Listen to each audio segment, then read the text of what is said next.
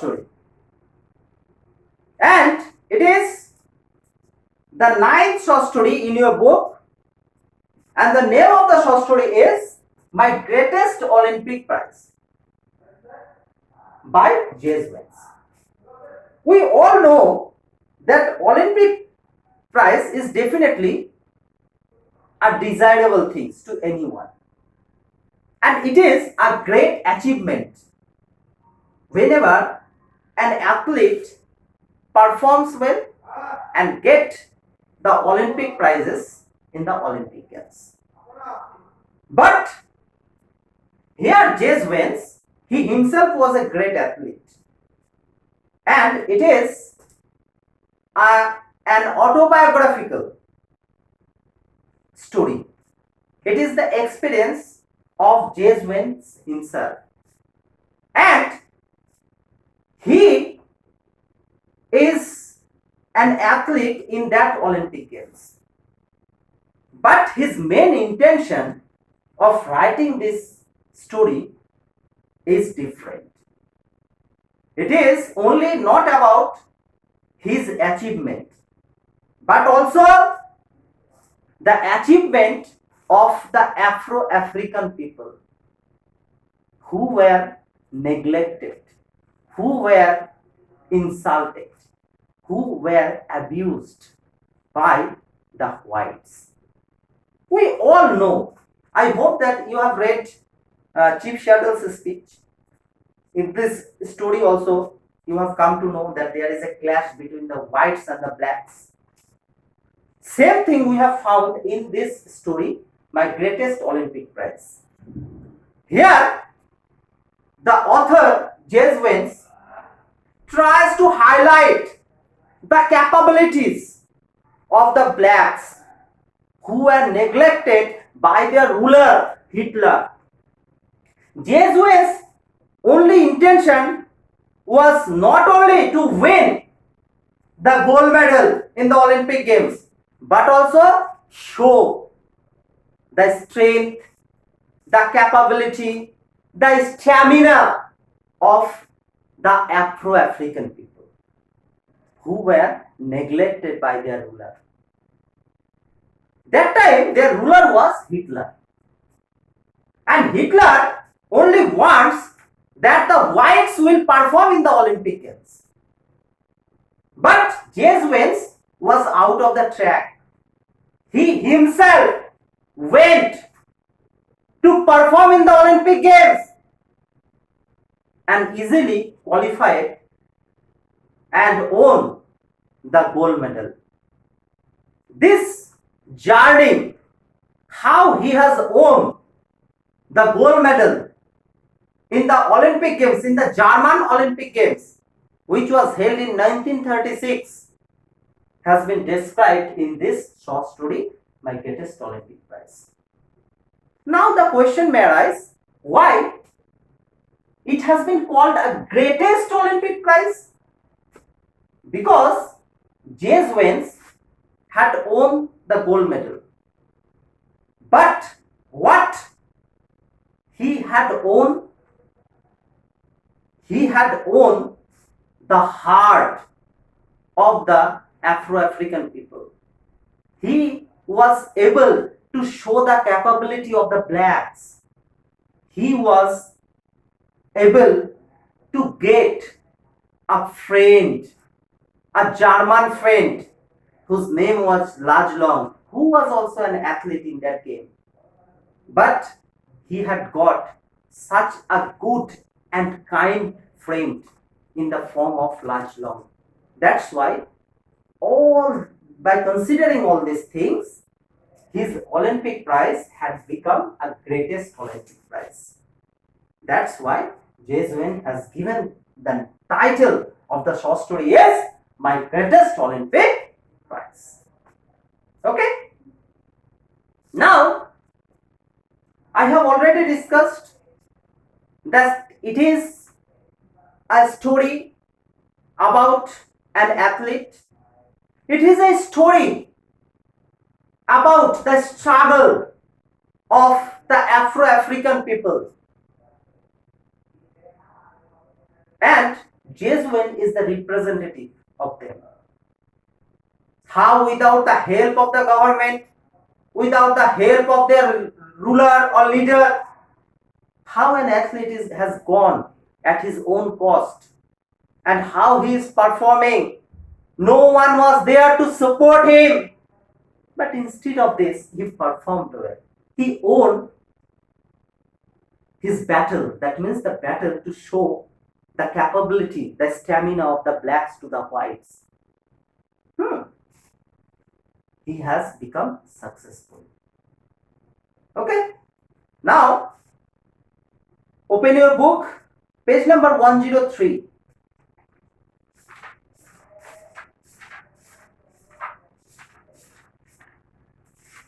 Page number 103, My Greatest Olympic Prize by J. Vance.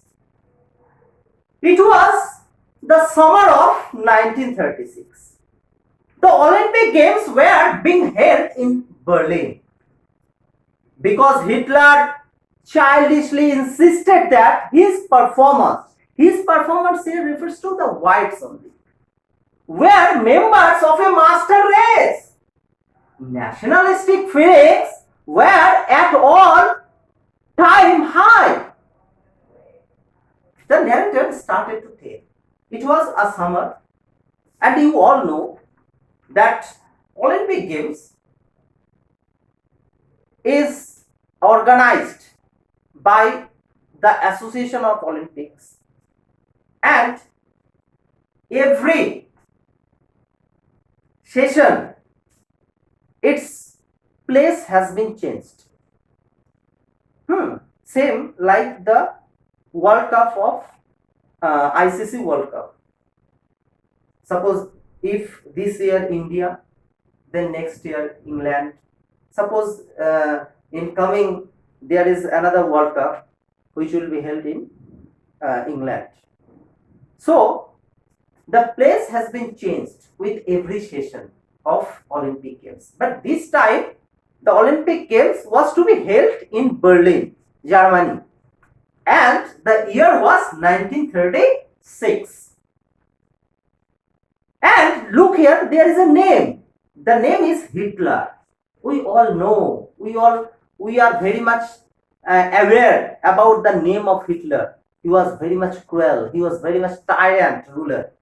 And Hitler only selected his people, his white people, to perform in the Olympic Games, and he only supported, or he only considered that only the people whom he will select, they will have the nationalistic feelings, they will have the feelings for their country. Rest of them, the people or the athlete who are going to perform, they will not support to the country. They will have no the nationalistic or the country feelings or the feelings for the country. Here Hitler wants to show that the athletes whom he has selected to perform in the Olympic Games, only they are supporting the country and they have the nationalistic feelings. Is it clear? I was not too worried about all this. Here I refers to Jasmine Simpson. He is also an athlete. I have already discussed during the introduction of the story. I had trained, sweated, disciplined myself for 6 years with the games in mind. Then Jasmine told that he was less bothered about the thought of Hitler. What Hitler thought, he was less bothered. He knew that he has trained well, he had sweated, means he had given hard labor, and he was disciplined, because you know that an athlete should be always disciplined, otherwise he cannot get success in your life. If in your life also you are not disciplined, then you cannot get your ultimate goal in life. So he had discipline for 6 years with the games in mind in which he will perform. While I was going over on the boat, I could think about was taking home one or two those gold medals. I had my eye especially on the running broad jump. Then Jesuits told that when he was going towards Berlin, towards Germany, by a boat, he himself is going at his own cost. And when he was going, definitely he was only thinking about the Olympic Games. He is only concerned about how to win one or two gold medals in the Olympic Games. But his special focus was on the broad jump. He was an expert on the broad jump and he was confirmed. He was sure that he will win gold medal in the broad jump.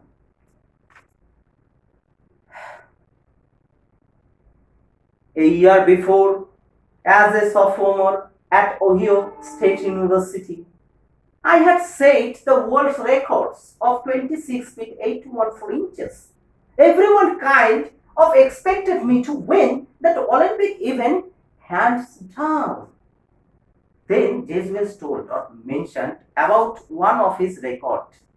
Whenever he performed in the Ohio State University, inter-university broad jump competition. And he made the world records. He made the world records. And after this performance, everybody was sure that definitely James Wales will win a gold medal in the broad jump. No one can beat him because he had a world record in the state level, university level competition. Okay. I was in for a surprise when the time came for the broad jump trials. I was startled to see a tall boy hitting the pit at almost 26 feet on his practice legs. He turned out to be a German named Lachlan. I was told that Hitler had kept him under wraps, evidently hoping to win the jump with him. Then the day came. The day means the day in which he will perform. Because we all know that to perform in the finals, you have to go through the trials. Suppose in Olympic Games, I do not know, have you any idea, an idea or not? Suppose near about 50 or 60 countries are performing. And who are the national champion? They have been sent to there. Suppose 50 athletes have been sent to perform in the broad jump. But it is not possible to take all these 50 athletes to the finals. There definitely is a process of trial through which only 5 to 10 have been selected for the finals. So definitely Jesuits also had to go through the trials. And during the trials, when the trial was going on, he was very much startled. He was very much surprised to see a very tall boy. And who was a German boy? His name was Lachlan. And it was told to him, someone has told or informed Jesuits that it was a trick. It was a trick played by Hitler, their ruler. He never showed this athlete to anyone. He was an hidden athlete and only was said to perform in the finals. And do you know what performance he has given? He, in the practice set, he crossed 26 feet and broke Jesuits' past record. Jesuits' past record he had already broken. So, by this performance, Jesuits has become surprised, shocked. I guessed that if long on, It would add some new support to the Nazi's Aryan superiority theory. This is very important. Nazi's Aryan superiority theory. Nazi's Aryan superiority theory is a thing in which it is believed that the whites only have the capability to win any competition. The whites are only supreme. That means it is only the supporting thing to the whites. And Jesuits could understand if Lajlong once again win, or Lajlong if will win this competition, then definitely once again it is proved that the whites have only the capability. It is another example of Nazi's Aryan superiority theory. It will support Nazi's Aryan superiority theory. After all, I am a Negro. Now Jesuits is describing about himself that he is a Negro, he is an Afro-African, he is a black. A little hot under the collar about Hitler's way, I was determined to go out there and really show Der Führer. Der Führer is a title which is given to their ruler at that time. Here Der Führer refers to Hitler itself. Okay? So, I, a little hot under the collar about Hitler's ways, I determined to go out there, really show Der Führer and his master race who was superior and who was not. Then really Jesuits become very much angry. And he only wanted to show their ruler, Der Führer, that who was supreme and who was not, who had the capability and who had not. Actually, he wanted to show the capability of the blacks, that you are neglecting us. We have also the capability to prove ourselves. We can win the gold medal. This only was thought by the Jesuits. And really this thought made him very much angry over their ruler. And you all know, being an angry athlete always makes a mistake. An angry athlete always makes a mistake. An angry athlete is an athlete who will make a mistake. Same thing which I have told. As any coach will tell you, I was not exception. On the first of 3 qualifying jumps, I leaped from several inches beyond the takeoff rod for a foul. On the second jumps, I fouled even worse. So whenever he saw Lajlong, and Lajlong performed well, he had been qualified for the finals, he had broken his past record. As a result, he had become very much angry over his athlete. He was really offended over their ruler. And you all know that an angry athlete always makes a mistake. Same thing has happened to Jesuits. And as a result, he made 2 consecutive fouls because he was only thinking to how to beat Lajlong. And whenever you are thinking about that, whenever you are very much angry, you make the mistake. Same thing has been held to Jesuits. He made 2 consecutive fouls in the trials out of 3 chances. So only he has 1 chance left. Did I come 3,000 miles for this? I thought bitterly to foul out of the trials and make a fool of myself. Then Jesuits really had broken down. He could not control his emotion. He had totally broken down. He had lost all the hopes to win. He himself asked, did I come here by crossing 3,000 miles to make the fouls only? Without winning the gold medal, I will go back to my home. Only I have come here for making the fouls. It is my expectation. Is it expected from me that only I will make the fouls?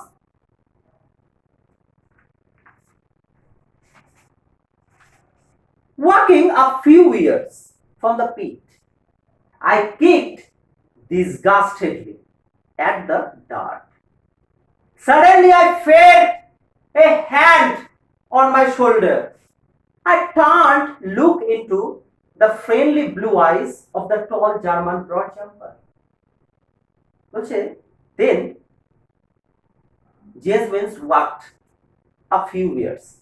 And whenever you know that we have become frustrated, we just kicked on the ground. He himself kicked on the ground.